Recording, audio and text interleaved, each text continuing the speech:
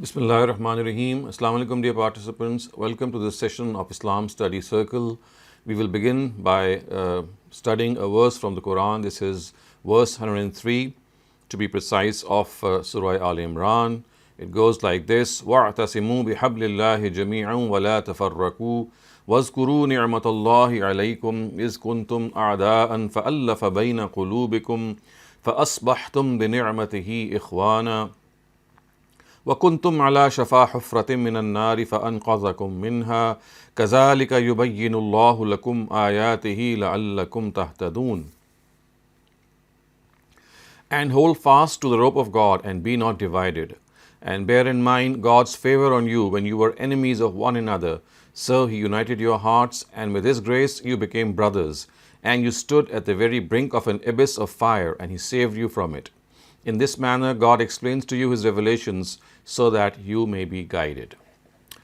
A very important verse of the Quran, and its importance can be understood in the background in which it's giving this guidance. The Arabs, we all know, as the Quran is pointed out here, they were divided amongst each other, they were quarreling against each other, they had altercations, they had disputes which at times lasted for years, and of course a lot of bloodshed, a lot of property, a lot of assets, a lot of crops, they would be destroyed, and this would be something that was going on for centuries in Arabia.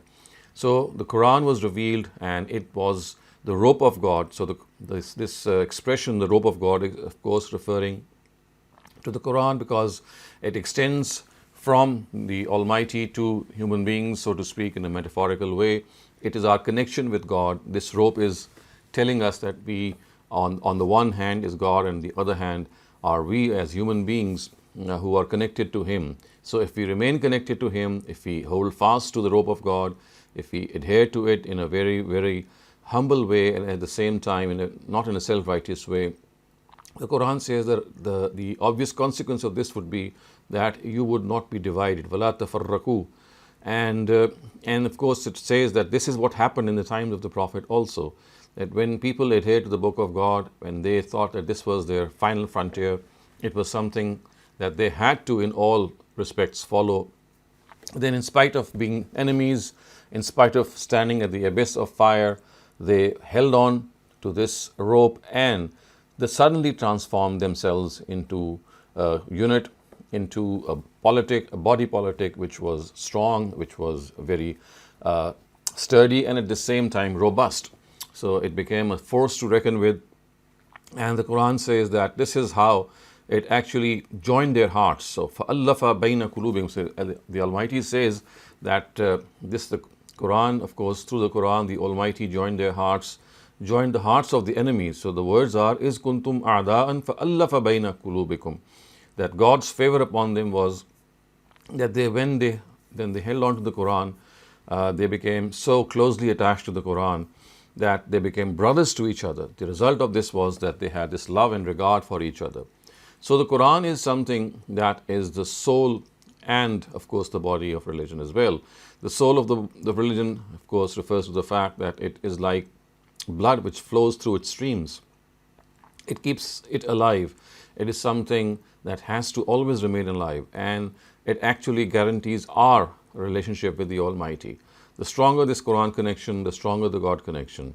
So this Quran connection is something which the Almighty has asked us to always maintain, always give importance to, and studying the Quran in various ways, in various, maybe even various parts of the day is something that can really be beneficial.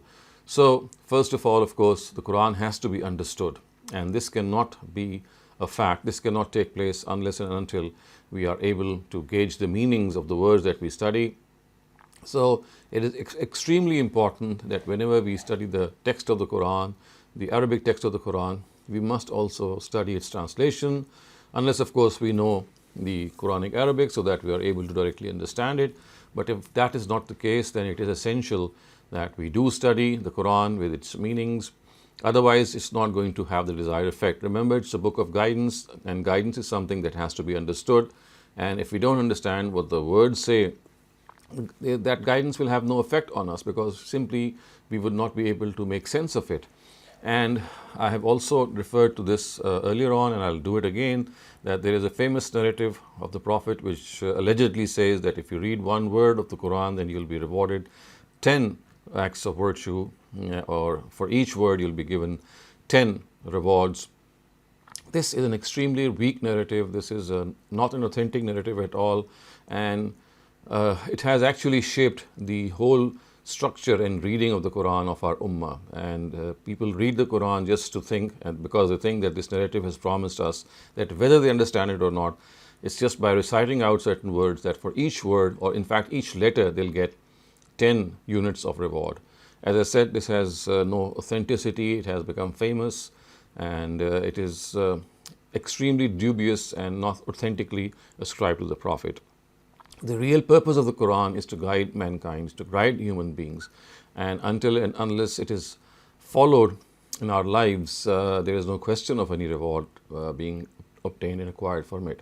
So the Quran is a book which changes our outlook. It is a book which gives us new frontiers of knowledge to think about.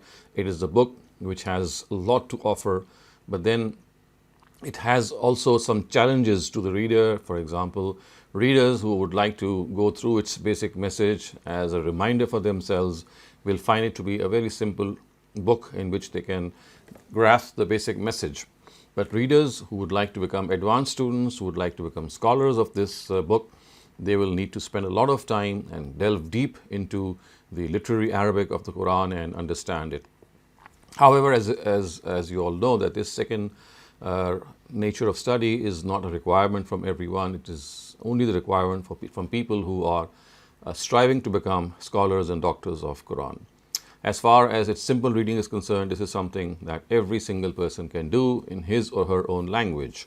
However, as we always discuss this, that if another track is also followed besides discussing and understanding the Quran in our own language, that track is something that we can keep as a long-term target in our lives, and that is to learn this Quranic Arabic, so that once the Quran is being read or it is being heard, we are able to directly understand it without having any recourse to its translation. So that should be a target in our lives, and today we find a number of websites, a number of apps through which Quranic Arabic can be learned in a little over a year maybe, or a year or so, with a 1 hour a day effort. And this is something which is very worthwhile, because imagine the impact the words will have on our hearts. So it's not just the Arabic word that we would be reading or hearing. These are the words of God, and one can imagine the impact they will have on our hearts and our minds.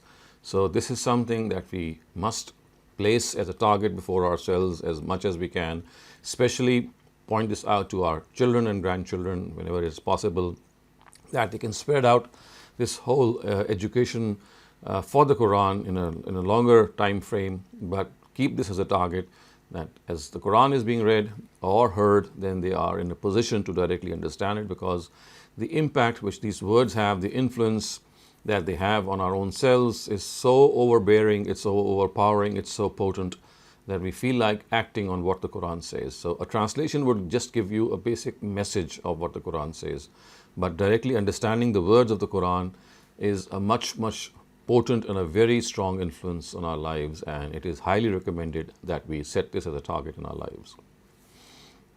Let us now move on to the second segment of our study circle, which is the Hadith of the day. This is a narrative which is recorded in the Al-Jami' As-Sahih of Imam Muslim, and it is reported by Abu Huraira.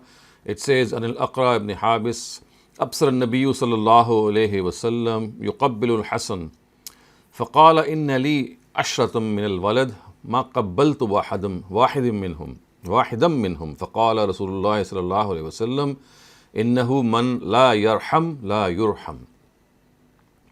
Abu Huraira Radhiyallahu Ta'ala anhu reports that Al-Aqra ibn Habis saw the Prophet kissing his grandson Al-Hasan, whereupon Al-Aqra said, "I have 10 children and I have never kissed any one of them."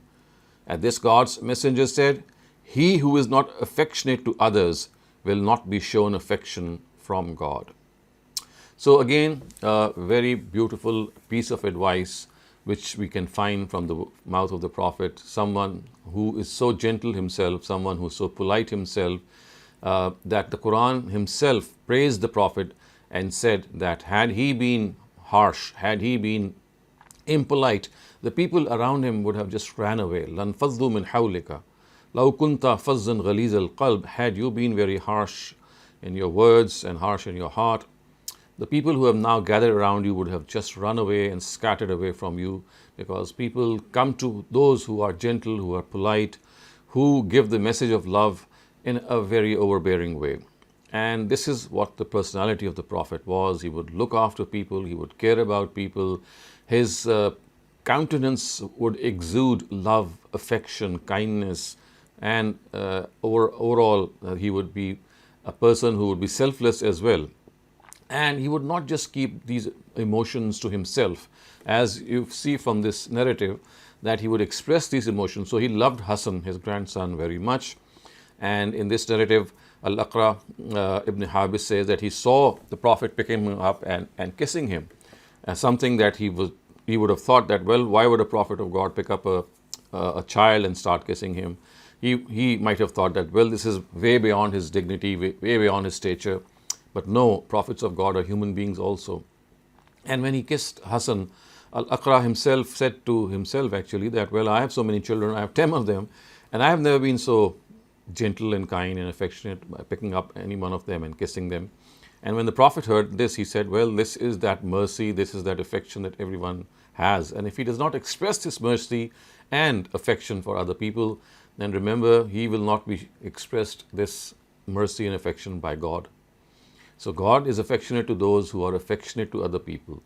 God is kind to those who are kind to other people. And there could be no better kindness than shown to individuals who are weak. So remember, children, they need our love, they need our care, they need our kindness. They look up to us. They are helpless individuals when they are growing up. And if they are given this help and this affection, of course, we all know how it can really shape their lives. So helping helpless people, helping individuals who cannot take care of themselves, including, of course, we can extend this to orphans and old people and even to animals. So we have to be kind in all respects. And kindness is something which does not cost anything. It is also contagious. If we spread kindness, those who are beneficiaries of this kindness will be motivated to spread this kindness further ahead. So kindness and being gentle and being polite and being affectionate, especially to people who are helpless, who might be weak, who might need our help, is something which the Prophet not only preached, as you can see from this narrative, he actually practiced. And what you practice is something in which your preaching will always be effective. If you practice not what you preach, then that preaching is not going to be of any help. So to live up to the expectations of the Prophet himself, we have to be good human beings. So remember, this is a human trait. To be gentle is not just something which is confined to Muslims or to Hindus or to any followers of any religion, but this is something which we can call is a common heritage of all humanity. It is something which every single human being is blessed with, that inner affection. We have this in our own selves, and all that we need to do is to express it, yes, in words and also in our deeds and actions, so that it becomes a testament to our inner feelings. At times we are gentle and at times we are kind, affectionate and polite, but we don't express this. What good would that kindness be if we are not able to have it expressed in our words, in our feelings, in our emotions and in our actions? It's not going to translate, it's not going to disseminate itself. It has to be expressed. We have to admire people, we have to praise them for what they have done, and especially for the things that they have contributed in our lives. They have to be lauded for that, because as individuals, viewers, we all know that we are weak individuals, and when we are lauded and encouraged, it really boosts our morale, isn't it? Our morale stands boosted. We are inspired to do even more. So this is like a debt that we owe to people who are good in their lives, that we must laud them and praise them and express our loving sentiments for them. And above all, we have to be individuals who are good human beings in all respects. And hate is something that we should hate. Hate is something that we should stay away from. And it is always something that we might we must look up to. Never be afraid, never feel shy if we are trying to be affectionate in a company or a place in which this is not the name of the game, in which people are hostile, in which people are having their own way. Even one person who lights up a candle in the darkness around himself or herself is at times sufficient to make other people realize how potent these emotions are, how strong these feelings are. So this, how the Prophet picked up Hassan and kissed him, is something that should be an object lesson for all of us, that this is something that is not beyond our dignity. Whatever we might become, we might be leaders, we might be intellectuals, we might be bureaucrats, and we might be placed at very high positions in the society. But remember, we are, in spite of all these positions, we are common human beings. And this is what the Prophet has taught us, that never forget that humanity in you, never forget that element of being a human being. We has now come to the next segment of our study circle, and in this we will study a verse from the Old Testament. To be exact, this is the book of Exodus, chapter number 20, verse 12. It says, "Give honor to your father and to your mother, so that your life may be long in the land which the Lord your God is giving you." Obviously, the land which is giving you is referring to the land of Palestine, which was being promised to the Israelites, and they are being told the importance of a father and a mother. So remember that these people were tribal, basically, in their mentality. They were made of tribes. We know that they consisted of tribes, and tribal mentality is something in which a father and a mother, they hold a very special regard. They are not just your father and mother, but they are also at times leaders of their community and of the tribe as well. And that is why there were very strict rules that have been pronounced in the Old Testament regarding the father and the mother. But here, the Prophet Moses is giving his special advice to young people, that give honor to your father and to your mother, so that your life may be long in the land. Obviously, it does not refer to the fact that you will have a long life. That God is going to prolong your individual life, because, of course, the life of every person is fixed. What is being implied here is that as a collectivity, if they honor their father and mother, then the land that they are being promised, they will be able to dominate their land, prevail on that land for a longer period of time, because then there will be people who are actually upholding their covenant with God. We as individuals, our parents have an unwritten right on us. And it's not just the Old Testament. If you look at the Qur'an, if you look at other scriptures, you'll find that the right of God, right after the right of God, is mentioned, the right of the parents. So much are these parents to be revered, to be respected, that right after the right of God, right after what God we owe to God, our obligation towards God, the next obligation stands in favor of our parents. And as Prophet Moses has said, that give honor to your father and to your mother, actually implying the same thing as what the Qur'an has said, وَبِالْ وَالِدَيْنِ إِحْسَانًا, which means that you treat your father and mother with kindness, especially when they have grown old, especially when they have become irritable, because yes, when they grow old, and especially when they grow very old, they become, and they start resembling children as well. They have the same tantrums, they have the same personalities, they might repeat things, they might forget things, they might say something which might be very sounding very odd. But all these things are something that is part of old age, and every person who passes through old age is bound to pass through these moods and mood swings as well.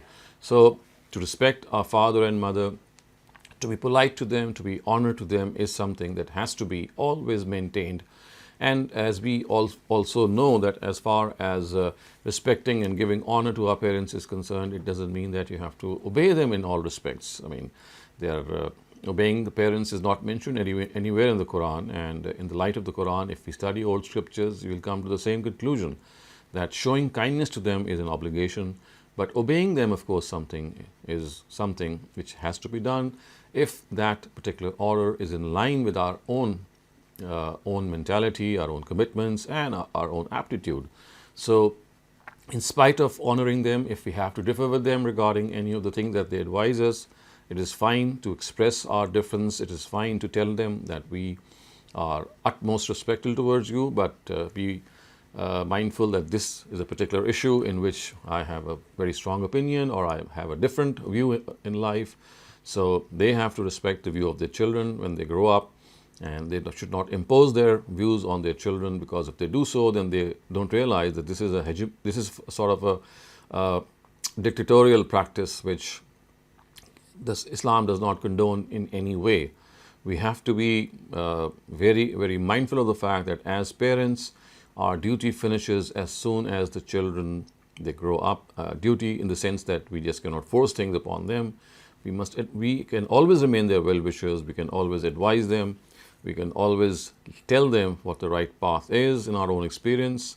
But if they are hell-bent on doing something which we might think is not correct, all that we need to do is tell them, suggest to them, but we cannot force them to do it, because there are a lot of things that people learn when they do those things and make mistakes. So making mistakes is something which every parent has gone through in his or her own life, and I think this is a leverage that they should give to their children as well.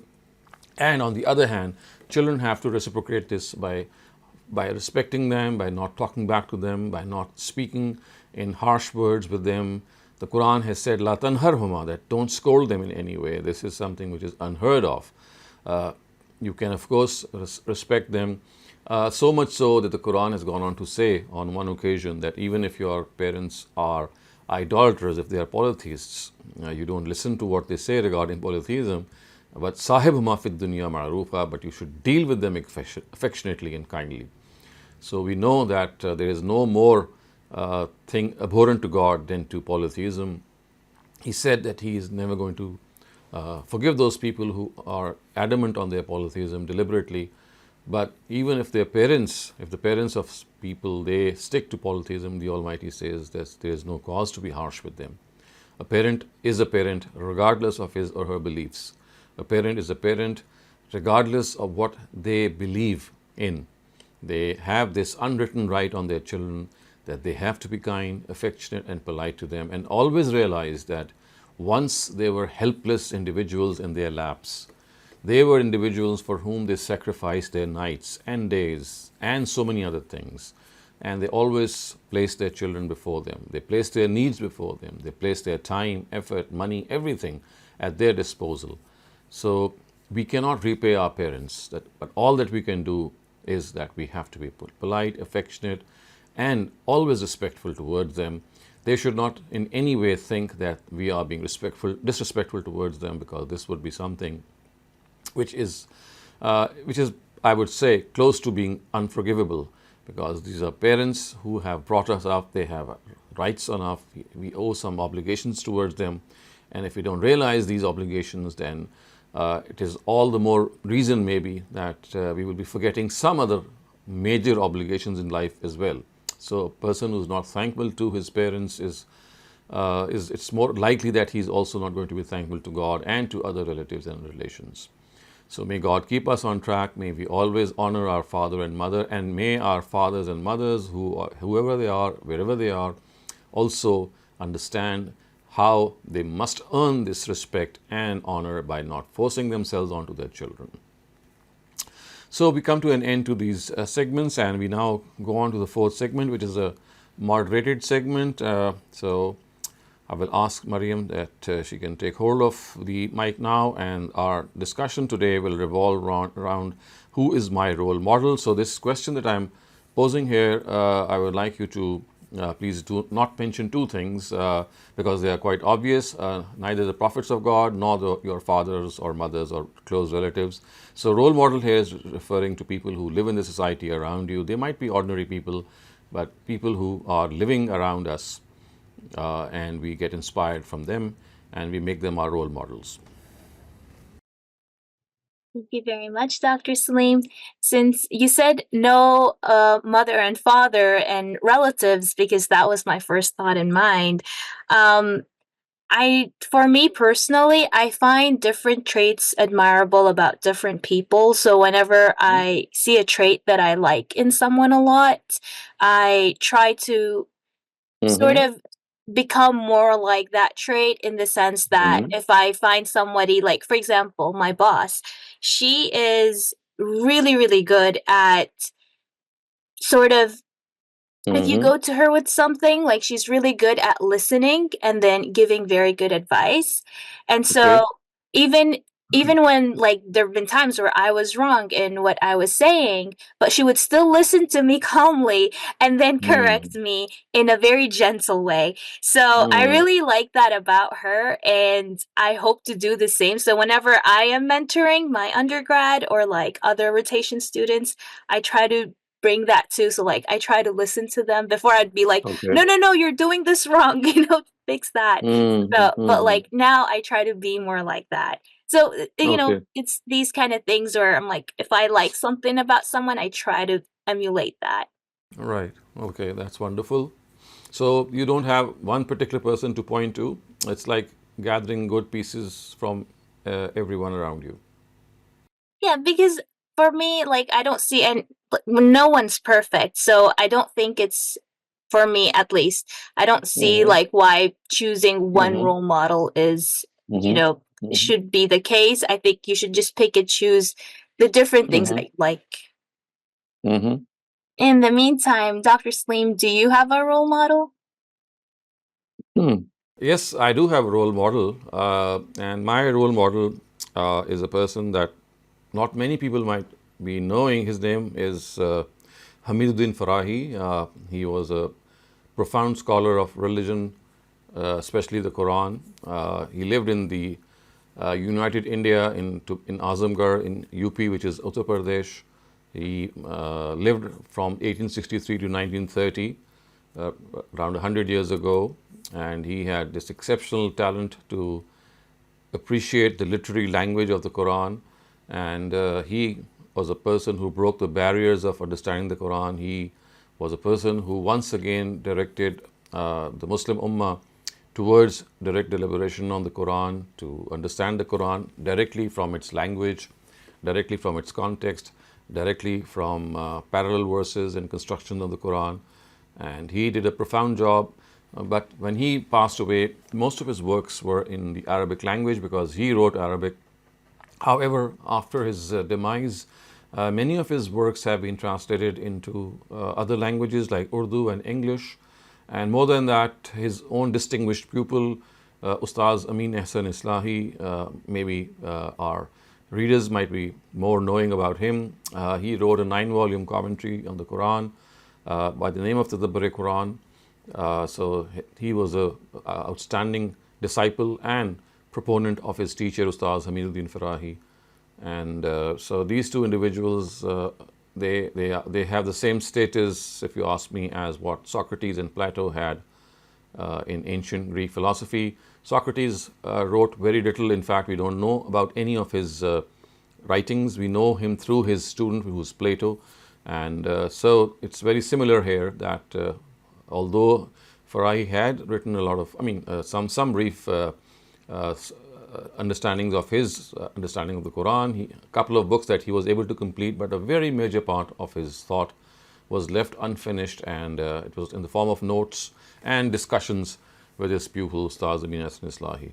So they are two very outstanding proponents of Quranic understanding, and I feel that he is one of the most distinguished scholars. And one thing that I might also point out here is that not only was he a scholar of the Quran, a profound scholar of the Quran, he was also a very God-fearing person, an exceptional person, about whom we know that people used to have this discussion whether his knowledge is more or whether his taqwa or his God consciousness is more. So everyone who knows him through his knowledge of the Quran knows how much he knows. So if there was a discussion whether his religiosity was more or his knowledge on the Quran was more, then one can have an idea of the fact that he was also a very, very pious and a very God-fearing person. He was like a person who would be more dedicated to not only just knowledge but also to the practical aspects of knowledge. He was very practicing. On one occasion, he actually was made arbitrator for a dispute about a very large chunk of land, and the two parties who between whom he was adjudicating. So one was his own father, his real father, and there was another person. So Farahi, when he heard the whole case, he gave this verdict against his father. in the favor of the other person, and as a result of that verdict, a very large part of the land that his father could have acquired was lost to the opponent. So this is just one example of his honesty, his distinguished personality. Yeah, and I think the one important point here to realize that too is your role models are just humans like you. So even if you just don't, if you feel like you don't know how to act around them, just try to Hmm. remember how you act around other people so that you can sort of Hmm. act in a similar way with your role models, just so that it's not, y- you know, I don't know how to say it in English. Hmm. Um, Correct. yeah, thank you so much for sharing. Akram Bhatti, please go ahead. Assalamu alaikum, sir. Welcome. That is, most of us believe our lifespan is fixed. I have read this Hmm. ayah a few minutes ago. You also mentioned that your lifetime is fixed, but in Hmm. Surah Fatir, में अल्लाह ताला फरमाते हैं वमा यु अम्मरु Hmm. Meme अम्मरिन वला यन कुसा मिन उम्रिही इल्ला फी किताब. So it sounds like conditional. No, actually, this is not referring to any fact which says that your life is increased or reduced. It is just telling us that whatever the nature of your lifespan is, whether it is small or less. So nunakkisu or nu'ammirhu, which you find the Arabic words, they are referring to the fact that whatever your lifespan is, and then the next part of the clause comes in. Yeah, that is something which is, yeah. So you can look this up in the tafseers of Ustaz Ghamidi and Ustaz Islahi. You'll get the real picture. Okay. Thank Thank you. you very much. Our next question asks, Quran is no doubt the robe of Allah, but we see by the time the reign of Uthman reached after his assassination, there was conversion to Malukiya.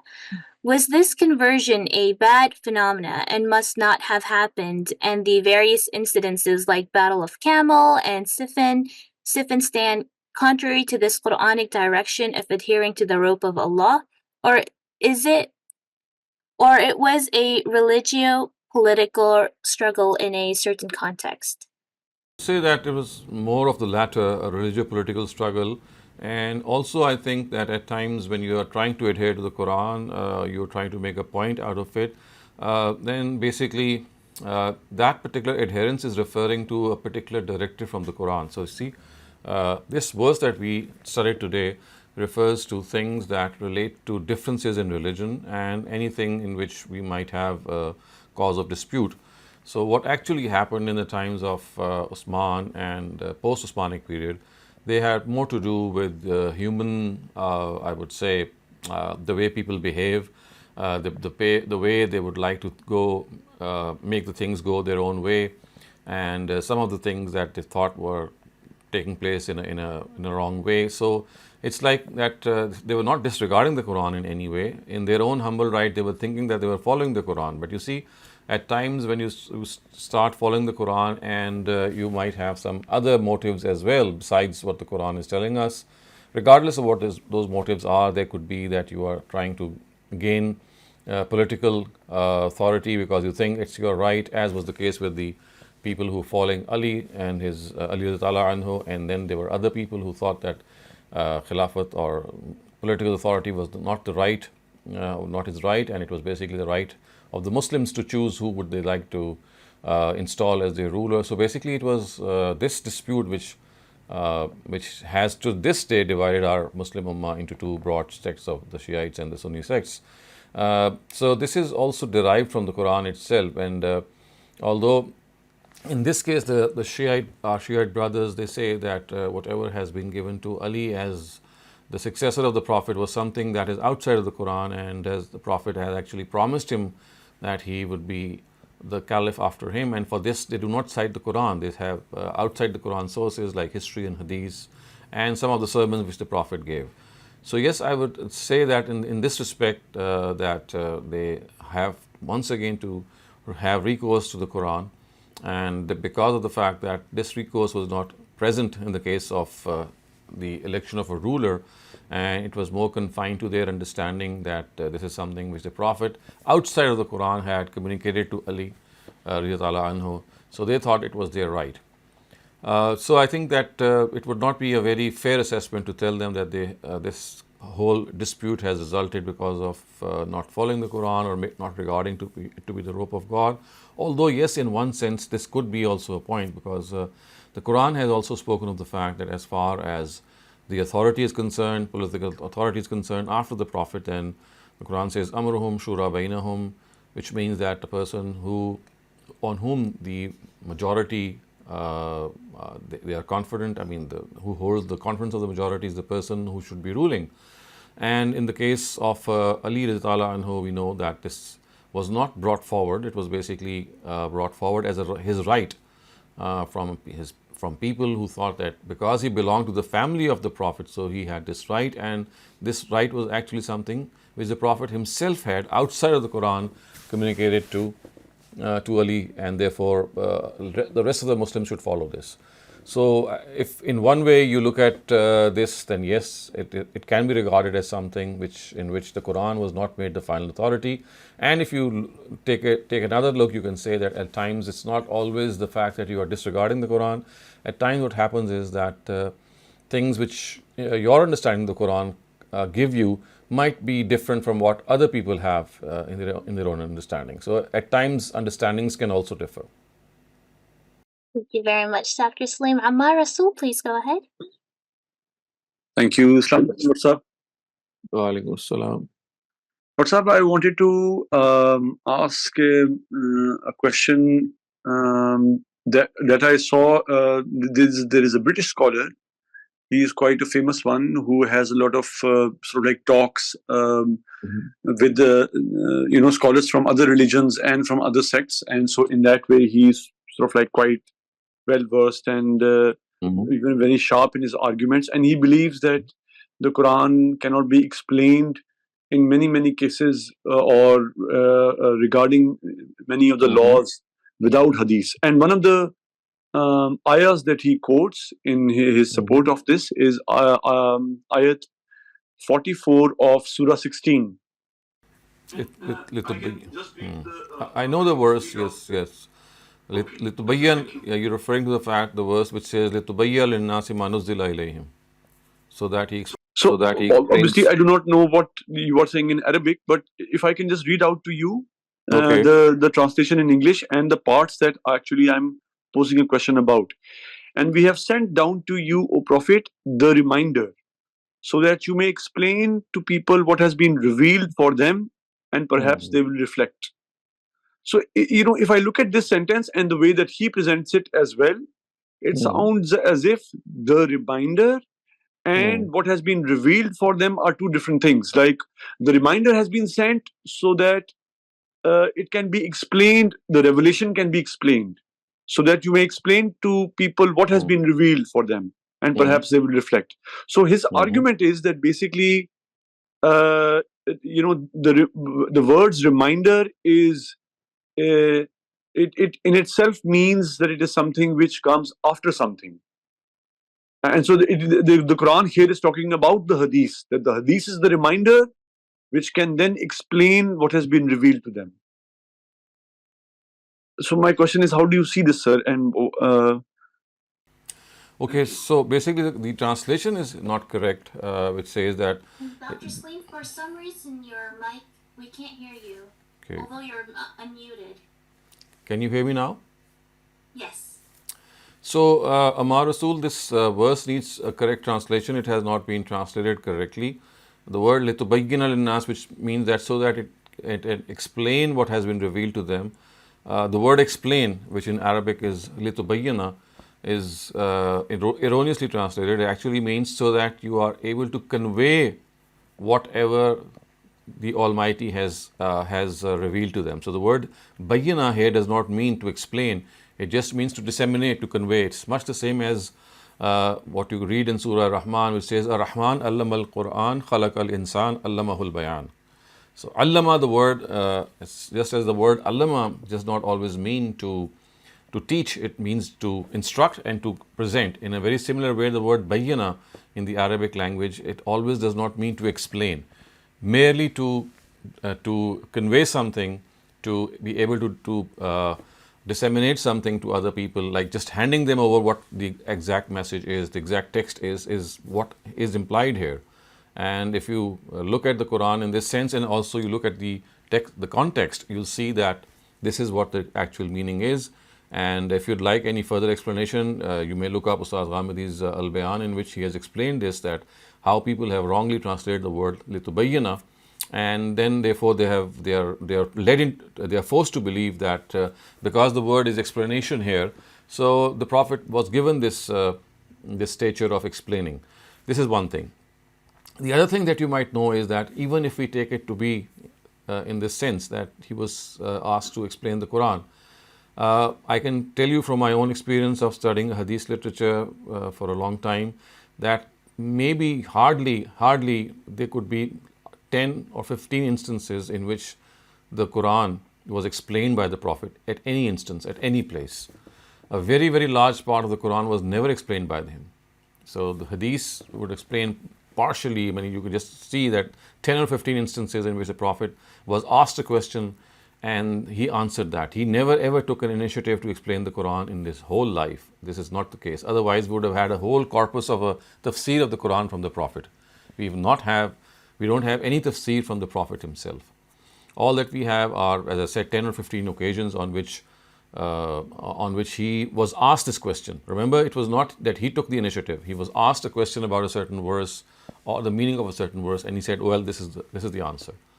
So I think that not only is it linguistically incorrect to explain the words of the Quran the way most scholars, he's not just the only person, a very vast majority of people, they translate this verse in the sense that you have just read out. So not only is it is not linguistically incorrect, it is also historically and factually incorrect.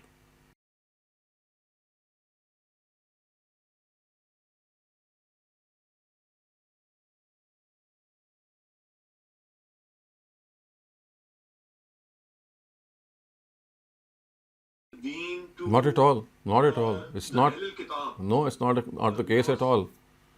It's just the question of telling them that the Quran is the key. This is exactly what we have been studying today. That he has been revealed. To him the Quran was revealed so that whatever they have before them, they could have it explained, and whatever they have in the sense of the Quran before them could be conveyed to them. So basically, it's just telling us the same thing which other verses of the Quran have asked us to say, Yatlu alayhim ayatihi wa yuzakkihim, which means that his responsibility is to recite the Quran and disseminate it, because this was his primary responsibility, that being the messenger of God, whatever revelation he would receive, he was bound to have it disseminated. So it is exactly the same responsibility which he's being asked to fulfill. All right, sir. Thank you very much. Very much. Abdul Rahman, please go ahead. Assalamu alaikum, sir. Waalaikum assalam. Sir, with regards to role models, I just wanted to ask, this test the entire humankind is going through. Does Allah test a person according to his role models, or is it some kind of framework mentioned in the Quran for testing humankind? Because some people they say that if someone says that this person is my role model, or suppose I say that Prophet is my role model, but I will not be able to set an example as Prophet did. So would it be right also to set Prophet as a role model because he is a Prophet and the benchmark is too high? Can everyone reach that benchmark? So the first thing that we have to understand is that we never set this example before ourselves. It is the Quran who has said, لَقَدْ كَانَ لَكُمْ فِي رَسُولِ اللَّهِ أُسْوَةٌ حَسَنَةٌ, that it is the personality of the Prophet who is the best example for you. So it's basically the Quran telling its followers that if you have to look up to any person, then it is the Prophet. And remember, in this case, you don't have to become at par with him. This is something, of course, that we cannot achieve. What is being said here is that he is your role model. He is someone that you have to look up to and come as close to him as is possible. What best you can do. So it's like a very high standard that he has set, but you have to come as close as possible to him. You might not be able to come exactly at par with him, and that's not even a requirement because, of course, he had some extraordinary abilities in this regard. But for the rest of us, this is like a very high standard, and we have to reach as close to it as is possible. Yeah. What if somebody has a role model who is not the prophet, or I mean, would I be accountable in eyes of God that why did you select this person as a role model instead of the prophet, which I already said? Will God question me in that way? Not at all. I mean, you see, a role model depends on what. Not at all. I mean, you see, a role model depends on what particular role model and what particular area of a role model you have selected. I mean, the Prophet is a role model as an overall personality, as a wonderful human being, and all of us look up to him. When we read the Quran, the Quran tells us about his personality. So that is something that we are automatically doing. Other than that, if we have other role models in our real life, that is fine also. So there are people who might be very philanthropic. There are people who might be very generous. There are people who might be very kind. So to have such examples, such human exemplars is also something very good. It is not negating the fact that you are not following other role models as the Prophet himself. So that is like the highest role of morality that you can set before yourselves. But other than that, maybe your father, your mother, your uncle, someone in your office, someone in your class, I mean, they could be very inspiring to you as well. Anyone.